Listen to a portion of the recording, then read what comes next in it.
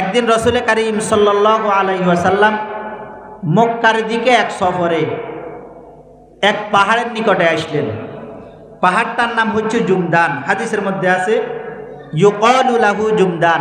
পাহাড়ের নাম কি বলেন? জুমদান। জুমদান পাহাড়। নবী আলাইহিস সালাতু ওয়াস সালাম সে পাহাড়ের নিকটে আসি সাহাবীদেরকে বলতেছেন, হে আমার সাহাবীরা, সিরু হাদা জুমদান, চলো চলো এই যে জুমদান পাহাড়। এবার আল্লাহর নবী বলতেছেন সাবাকাল মুফাররিদুন। আল্লাহর নবী বলেন, হে আমার উম্মতেরা, মুফাররিদুনগণ অগ্রগামী হয়ে গেছে। মুফাররিদুনগণ আখিরাতের দিক থেকে আগে আগে চলে গেছে। মুফাররিদুনগণ আখিরাতে আগে আগে চলে গেছে। ক্বালু ওয়াবাল মুফাররিদুনা ইয়া রাসূলুল্লাহ। সাহাবা একরাম জিজ্ঞেস করেছেন আল্লাহর নবীকে, ইয়া রাসূলুল্লাহ, মুফাররিদুন বলতে কাদেরকে বুঝায়? মুফাররিদুন কারা? আল্লাহর নবী বলেন, আয-যাকিরুনাল্লাহা কাসীরান ওয়ায-যাকিরাত।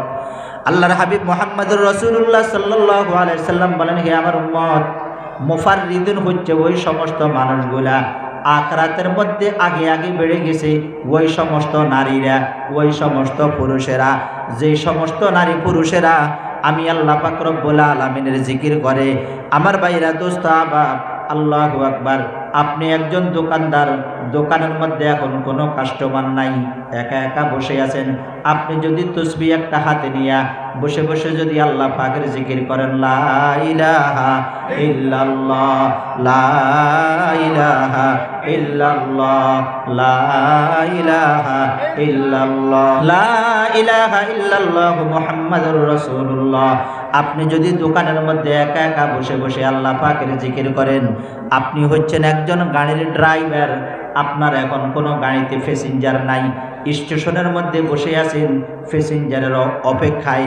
এই মুহূর্তে যদি আপনি তসবিহ একটা হাতে নিয়ে আল্লাহ পাকের জিকির করেন, সুবহানাল্লাহ, আলহামদুলিল্লাহ, লা ইলাহা ইল্লাল্লাহু আল্লাহু আকবার, আস্তাগফিরুল্লাহ, এই সমস্ত জিকিরগুলো যদি করেন, আল্লাহু আকবার।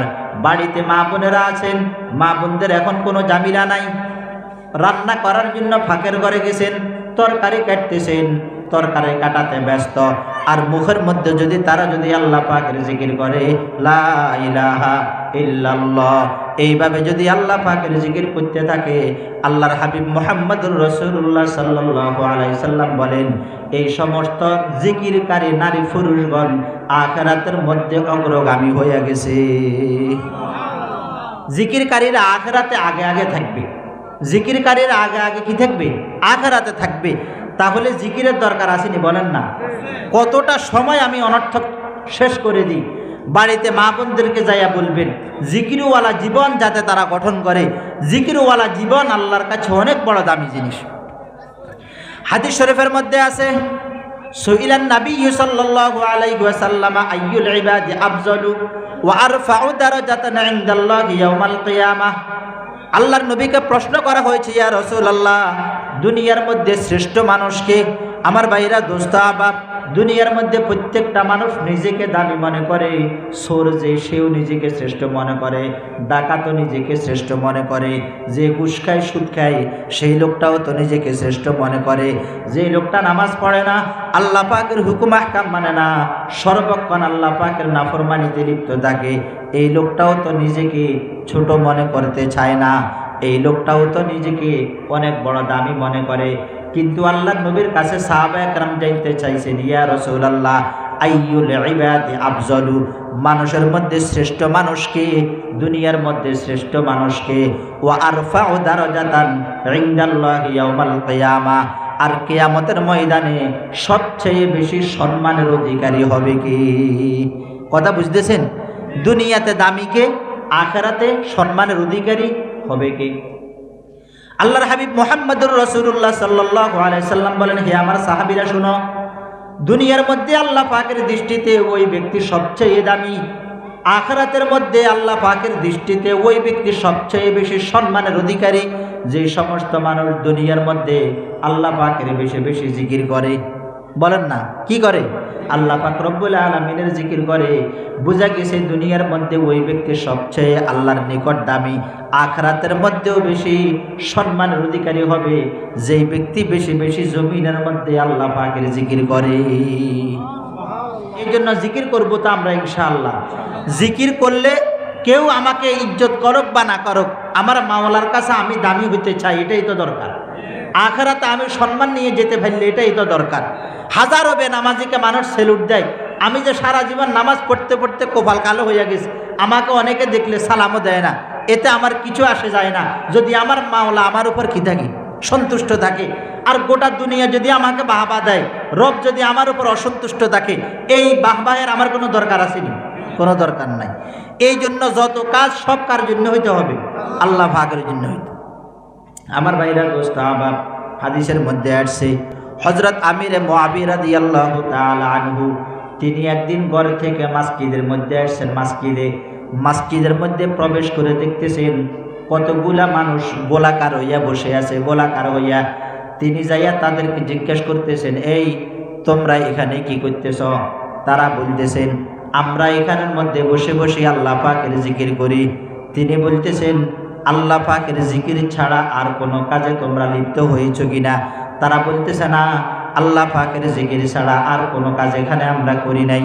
হযরত আমির মুআবিয়া রাদিয়াল্লাহু আনহু বলতেছেন, তোমরা কসম করে বলো আল্লাহর নামে, আমরা এখানে জিকির ছাড়া কোনো কাজ করি নাই।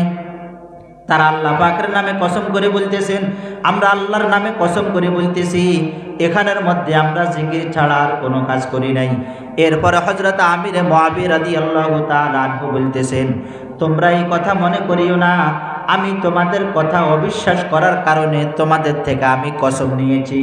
বিষয়টা কি, ঘটনাটা কি তোমরা শুনো। একদিন রাসূল কারীম সাল্লাল্লাহু আলাইহি ওয়াসাল্লাম সাহাবা একরামের এক মজলিসের মধ্যে গেছেন, যেখানের মধ্যে আল্লাহর নবীর সাহাবীরা গোলাকার হইয়া সবাই সেখানের মধ্যে বসে আছে। আল্লাহর নবী সেখানের মধ্যে যাইয়া বলতেছেন, হে আমার সাহাবীরা, তোমরা এখানের মধ্যে গোলাকার হইয়া কি করতেছ? সাহাবা একরাম বলেন, ইয়া রাসূলুল্লাহ, আমরা এখানের মধ্যে বসে বসে আল্লাহ পাকের জিকির করতেছি।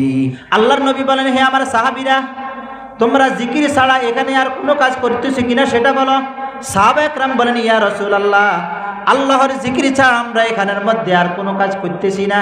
আল্লাহর নবী বলেন, হে আমার সাহাবীরা, তোমরা আল্লাহ পাকের নামে কসম করে বলো যে আমরা এখানে আল্লাহ পাকের জিকির ছাড়া, আল্লাহ পাকের হামদ সানা ছাড়া আর কোনো কাজ করি নাই। সাহাবা একরাম আল্লাহর নামে কসম করে বলছেন, ইয়া রাসূলুল্লাহ, আমরা এখানের মধ্যে আল্লাহ পাকের জিকির ছাড়া আর কোনো কাজ করি নাই। আল্লাহর হাবিব মুহাম্মদুর রাসূলুল্লাহ সাল্লাল্লাহু আলাইহি সাল্লাম বলতেছেন, হে আমার সাহাবীরা, আমি তোমাদেরকে অবিশ্বাস করি, এই জন্য তোমাদের থেকে আমি কসম নেই নাই। কেন আমি তোমাদের মাধ্যমে তোমাদের থেকে আমি কেন কসম নিলাম তোমরা শোনো। ওয়ালাকিন্নাহু আতানি জিবরিল আলাইহিস সালাতু ওয়াস সালাম, এই মুহূর্তে আমার কাছে হযরত জিবরিল আলাইহিস সালাতু ওয়াস সালাম আমার কাছে আসছেন, আসিয়া আমাকে খবর দিছেন, ফা আখবারানি আন্নাল্লাহা আযজা ওয়া জাল্লা ইউবাহি বিকুমুল মালায়েকা, আল্লাহ পাক রব্বুল আলামিন তোমাদেরকে নিয়ে আল্লাহ পাকের আরশের মধ্যে গর্ব করতেছে।